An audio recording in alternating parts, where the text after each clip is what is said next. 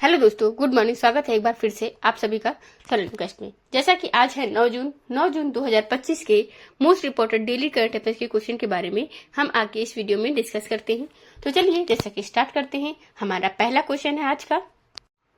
8 जून 2025 को निम्न में से कौन सा दिवस मनाया गया? यानी कि जैसा कि कल साथियों ये महत्वपूर्ण दिवस मनाए गए हैं। एक जैसे कि यहाँ पर है एक हमारा क्वेश्चन है पहला, विश्व मस्तिष्क ट्यूमर दिवस। दूसरा है एक विश्व महासागर दिवस। उपरोक्त दोनों ऑप्शन जो है आपके करेक्ट हो जाएंगे इसमें। अब ये दोनों वर्ड से हैं तो वर्ल्ड ब्रेन ट्यूमर डे और वर्ल्ड ओशियन डे दोनों ही इम्पोर्टेंट हैं। एक एक करके अगर इनके बारे में जाने तो दोनों के बारे में सबसे पहले हम बता दें वर्ल्ड ब्रेन ट्यूमर डे के बारे में। तो ट्यूमर होता क्या है? देखो, ट्यूमर समझ लो कि कैंसर का एक पूर्ववर्ती स्टेज है। पहले कोशिकाएं जो हैं कैंसर के बारे में मैंने आपको बताया, जैसा कि जब कोशिकाएं अनियमित तरीके से अपने आप को ग्रो करने लगती हैं, कंट्रोलेबल तरीके से ग्रो करने लगती हैं, तब वो ट्यूमर बन जाता है। और वही ट्यूमर तब लंबे समय तक होना है जो बना रहता है, उसमें सड़न वगैरह होने लगती है, तो वो कैंसर कहलाता है। अब कोई भी अंग हो, जैसे हमारे शरीर में अरबों कोशिकाएं हैं। जब भी कोई कोशिका मरती है, छीड़ होती है, मतलब कोशिकाएं जन्म लेती हैं, दूसरी मरती रहती हैं, यह नॉर्मल सी बात है। अरबों कोशिकाएं जब कहीं पर चोट लग रहा, मान लो कहीं पर चोट लगी हो, ठीक, कहीं कट गया हो, तो वहां पर जो कोशिकाएं हैं वो क्या होती है ना, देखते देखते घाव जल्दी जल्दी भर जाता है, क्योंकि कोशिकाएं अपने आप को रिबिल्ड कर लेती हैं, वहां पर जनरेट हो लेती हैं अपने आप को दोबारा से। अब दोबारा तो त्वचा भर जाती है उसमें। ऐसे ही शरीर के जो अंदर भी बहुत सारी लाखों अरबों कोशिकाएं होती हैं। किसी अंग में कभी क्या होता है ना कि कहीं पर कोशिकाएं नियंत्रित रूप से बढ़ने लगती हैं, ग्रो करने लगती हैं। अब यही चीज और वो आगे चल करके ट्यूमर बन जाता है, मतलब कि गांठ बन जाती है। अब उसे कहते हैं ट्यूमर। अब कहीं चीज मान लो मस्तिष्क में जो हो जाए, जैसे कि उसे ब्रेन ट्यूमर कहेंगे। तो ये ब्रेन ट्यूमर की बात हुई। अब इससे बचने के लिए, अवेयरनेस फैलाने के लिए, अगर मान लो ऐसी कोई तकलीफ आती है तो ऐसा कुछ स्कैन में आता है तो उसका किस प्रकार से इलाज कराया जाता, इसलिए ये दिवस घोषित किया गया है जिससे अवेयरनेस फैल सके। थीम क्या रखी गई है इस बार की? Innovate, educate and support advancing brain health for all. Brain health advance होगा जितना ज्यादा लोग मस्तिष्क के बारे में जानेंगे इसके और इसके ट्रीटमेंट के बारे में समझ सकेंगे, हमारे डॉक्टर्स, हमारी टेक्नोलॉजी ग्रो हो सकेगी, उतना ही अच्छे से सपोर्ट मिल पाएगा। तो यही थीम है 8 जून 2000 को, जैसे कि विश्व स्तर पर यह माना जाने की शुरुआत की गई थी इसकी। अब ये आपको बात समझ में आ गई होगी। अब बात करते हैं वर्ल्ड ओशियन डे की। तो विश्व महासागर दिवस आप जानते हो कि पृथ्वी पर 70% से ज्यादा, यानी कि पृथ्वी का 1/3 हिस्सा जो है वो ओशियंस की वजह से, महासागर की वजह से ढका हुआ है। महासागर सिर्फ ना आपको मतलब जल के बारे में केवल मतलब ये नहीं है कि पृथ्वी का जो संतुलन बनाने रखने के लिए या ठंडा रखने के लिए काम आते हैं, बल्कि ये जो है ना पूरा का पूरा एक प्रकार से समझ लो जीवन का एक अभिन्न हिस्सा है। अगर महासागर न होते तो जीवन संभव नहीं हो पाता। मतलब महासागर ऐसा नहीं है कि इस धरती के अंदर जो पानी है केवल ये रहता है तभी हम लोग जी पाते हैं, लेते हैं। मतलब महासागर का उतना ही योगदान है जितना कि पर्यावरण में पेड़ पौधों का रहा है, बाकी चीजों का भी है। जैसा कि क्यों ये भी ऑक्सीजन साथियों जनरेट करता है, जैसा कि हाँ करता है, क्योंकि 50% ऑक्सीजन का जो उत्पादन होता है ना वो ओशियन से होता है। ऑक्सीजन वही ऑक्सीजन जो पेड़ पौधे हमें देते हैं, वही महासागर भी देते हैं। तो ये ऑक्सीजन का एक तरीके से 50% हिस्सा हम लोग को दे रहे हैं। इसके अलावा यहीं से साथियों हम बता दें, जब सूर्य की रोशनी पड़ती है ना तो ये गर्म बनकर जलवाष्प बन करके उड़ जाता है पानी, ठीक उसी से, और वही बनकर बादल बरसता है जो सब जगह। उसके बाद फिर वर्षा का चक्र चलता है। तो मतलब पानी का जो बारिश आता है ना, इससे पीछे भी ये कारण है, यही ओशियन, क्योंकि समुद्र से पानी सोख लेता है सूर्य, और फिर जो हर जगह बारिश होती है उससे बारिश हो जाती है। और बारिश क्या प्रभाव है, बारिश का क्या लाभ है, सभी को पता ही है। ओशियन जो है ना ये जली पूरा का पूरा इकोसिस्टम बनाए रखने में, वाटर इकोसिस्टम बनाए रखने में भी मददगार होता है, जल चक्र कह सकते हैं। अब इस पर भी बहुत सारे जैसे देशों की इकोनॉमी टिकी होती है, तो ओशियन भी बहुत ज्यादा इम्पोर्टेंट होते हैं। लेकिन एक बात और है, 70% पानी जो है पृथ्वी पर है, लेकिन क्या सब पीने योग्य है, सब यूजेबल है? नहीं, केवल 1 से 2% हिस्सा ही जो ताजा पानी है ना, ये कहें पीने योग्य पानी है पूरी पृथ्वी पर। 1 से 2% कहीं कहीं पर आपको 2% मिलेगा या कहीं कहीं पर 1% भी आप देख सकते हो। ये कौन सा पानी है? ये ताजा पानी होता है, मीठा पानी है जो कि पीने लायक है। ये पानी जो ग्लेशियर से पिघलते हैं ना, ग्लेशियर जो पिघलते हैं उसके बाद आते हैं लोग, पीने योग्य पानी हो जाता है। ये जो बोरिंग वगैरह से निकालते हैं ये पीने योग्य, तो यही वाला पीने योग्य होता है जैसे। और बाकी जो है वो खारा पानी है, समुद्र का पानी खारा होता है, सभी को पता है। तो 5 दिसंबर सन 2008 से इसको घोषित किया गया संयुक्त राष्ट्र के द्वारा, महासभा के द्वारा। किसके द्वारा? संयुक्त राष्ट्र महासभा के द्वारा। अब से ये मनाया जाएगा जैसा कि अब ये तो हुआ वर्ल्ड ओशियन डे। एक होता है विश्व समुद्री दिवस, ये भी आपको ध्यान रखना है। अब विश्व समुद्र दिवस है तो ये क्या है, कब मनाया जाता है? डेट इसकी कौन सी है? विश्व समुद्र दिवस ये मनाया जाता है महासागर दिवस है जैसा कि, और ये समुद्र दिवस तो बोला ही जा रहा है यहाँ पर। अब ये हम बता दें, ये लास्ट थर्सडे, कब? लास्ट थर्सडे की बात हो रही है, सितंबर मंथ के मनाया जाता है। कौन से महीने के? सितंबर महीने के मतलब जो आखिरी गुरुवार होता है उसको मनाया जाता है। राष्ट्रीय समुद्री दिवस मनाते हैं जैसा कि ये मनाया जाता है राष्ट्रीय समुद्री दिवस। ये हो गया। और विश्व महासागर दिवस जैसा कि हमने आपको बता दिया कि 8 जून को मनाया जाता है। अब राष्ट्रीय समुद्री दिवस है ये मनाते हैं 5 अप्रैल को। कब मनाते हैं? 5 अप्रैल को मनाया जाता है, ये आपको याद रखना है ये तीनों। अब चलो इसकी अब शुरुआत कब से हुई थी, अवधारणा कब लाई गई थी? ये शुरुआत हुई थी 2008 में की गई, अवधारणा आ गई थी इसकी मतलब की सोच कब से रखी गई थी? 1992 में रियो सम्मेलन में इसकी शुरुआत करने की बात कही गई थी। और कई बार जैसे हम आपको बताए हैं कि रियो रेजिडेंडे ब्राजील में हुआ था पृथ्वी सम्मेलन जो हुआ था। अगला, मई 2025 के लिए ICC player of the month का खिताब किसे दिया गया है? तो ये आईसीसी प्लेयर मंथ किताब की बात हो रही है। ये जानते हो आप लोग कि हर महीने दिए जाते हैं, और जैसा कि मई महीने के लिए किसे दिया गया है? मोहम्मद वसीम को और क्लोटन को दिया गया है। मोहम्मद वसीम और क्लोटन जो है ये आपको जैसे देख सकते हो, ये दोनों ही यूएई के बल्लेबाज हैं। कहाँ के? संयुक्त अरब अमीरात के। और ये दक्षिण अफ्रीका की ऑलराउंडर हैं। अब दोनों के बारे में अगर आप बता दें हम आपको, ये आईसीसी मैन के लिए दिया जाता है, आईसीसी वुमेन के लिए जो पिछले महीने बेहतरीन प्रदर्शन किया रहता है, मतलब मई मंथ में अगर बेहतरीन प्रदर्शन किया है, अच्छा काम किया है, तो जून मंथ के 2nd वीक में अनाउंस कर दिया जाता है कि इसका जो अवार्ड है वोटिंग के आधार पर कि मोहम्मद कौन जीते हैं? मोहम्मद वसीम यूएई के बल्लेबाज और दक्षिण अफ्रीका के ऑलराउंडर, इन दोनों को इस बार के लिए दिया गया है। जनवरी 2021 से शुरुआत हुई थी इसकी। आगे, हाल ही में कहाँ चौथे भारत मध्य एशिया संवाद 2025 का आयोजन किया गया है? भारत मध्य एशिया संवाद 2025 इसका आयोजन नई दिल्ली में किया गया है। ये चौथा संस्करण था, भारत में ही आयोजित हुआ है, और भारत और इंडिया और मिडिल ईस्ट एशियन कंट्रीज के बीच में ये था डायलॉग। नई दिल्ली में हुआ है। एस जयशंकर साहब इन्होंने भारत का प्रतिनिधित्व किया, जैसा कि 6 जून 2025 को ये हुआ है। दिसंबर 2021 में भारत में नई दिल्ली, इससे पहले इसका जो आयोजन है 3रा वाला टर्म का किया गया था, अब ये 4था वाला अब जाकर के 2025 में हुआ है। इसमें 5 मध्य एशियाई देश हैं जैसा कि यानी मिडिल ईस्ट कंट्रीज थी, तजाकिस्तान, तुर्कमेनिस्तान, उज्बेकिस्तान, कजाकिस्तान और जैसे किर्गिज गणराज्य या कहें किर्गिस्तान, तो ये इसमें शामिल थे। जैसे हम बात करें अगला कुछ, हाल ही में पीयूष चावला ने क्रिकेट के सभी प्रारूपों से संन्यास की घोषणा की है। वो निम्न में से क्या थे?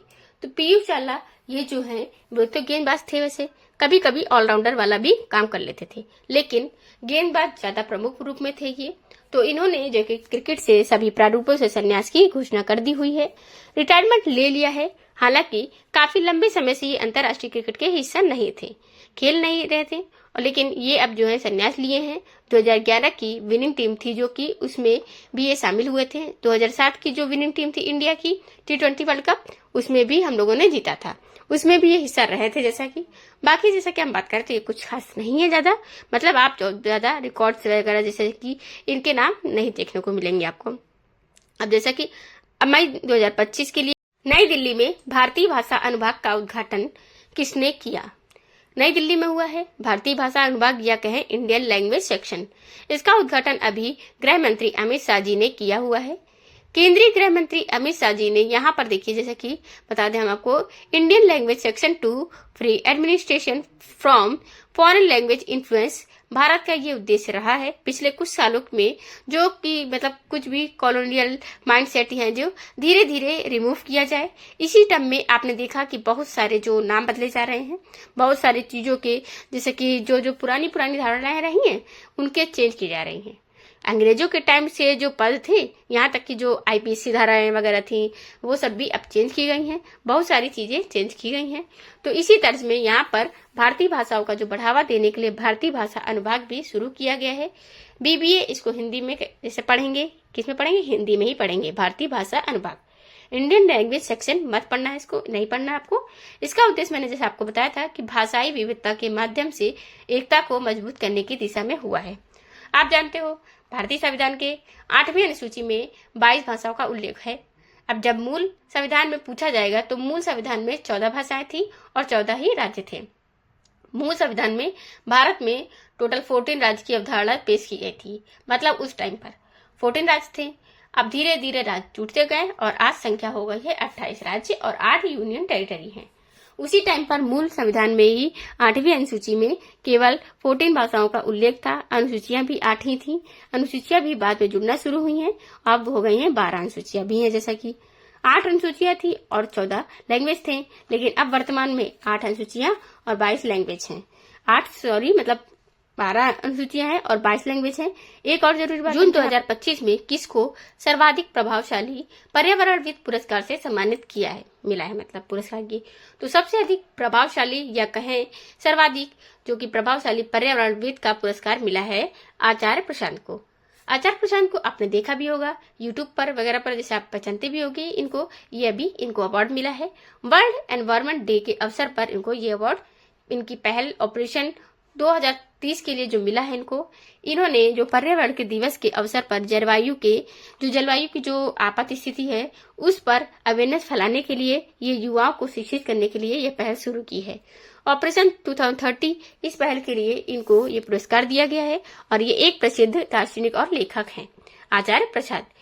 अब किसके द्वारा दिया गया है? तो ग्रीन सोसाइटी ऑफ इंडिया द्वारा ये पुरस्कार दिया गया है, ग्रीन सोसाइटी ऑफ इंडिया के द्वारा। अगला 2025 में संयुक्त राष्ट्र सुरक्षा परिषद के अस्थायी सदस्य के रूप, संयुक्त राष्ट्र सुरक्षा परिषद यूएनएससी के बारे में अगर बात कर रहे हैं हम, तो ये यूनाइटेड नेशन का सिक्योरिटी काउंसिल आप जानते हैं।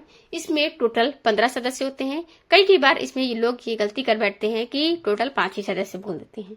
इसमें टोटल 15 सदस्य होते हैं। 5 जो होते हैं वो अस्थायी होते हैं और यानी कि परमानेंट मेंबर जो है वो 10 इसके सदस्य जो होते हैं। अब अस्थायी सदस्य होते हैं और इसी में स्थायी भी होते हैं। ये नॉन परमानेंट सदस्य होते हैं जो अस्थायी हैं। अस्थायी की बात करें, जैसे कि टोटल 15 बताए जा रहे हैं यूएनएससी में, तो अब वो फिक्स है, उनके पास वीटो पावर है। कोई भी कितना भी बड़ा देश आ जाए, अगर कोई भी कितना भी बड़ा रेजोल्यूशन लेकर आ जाए तो ये 5 की सहमति नहीं होगी तो यूएन उसे पास नहीं कर सकता है। अब ये कर दिए हैं वीटो, तो वीटो की बात हो रही है। तो 5 अस्थायी सदस्य जो 2 देश हैं, इनकी नियुक्ति हर साल 2 वर्ष के लिए होती है।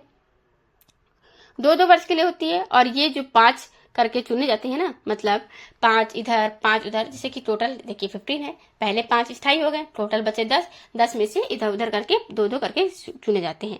मतलब 5 चुने गए हैं तो वो 2 साल के कार्यकाल के लिए रहेंगे।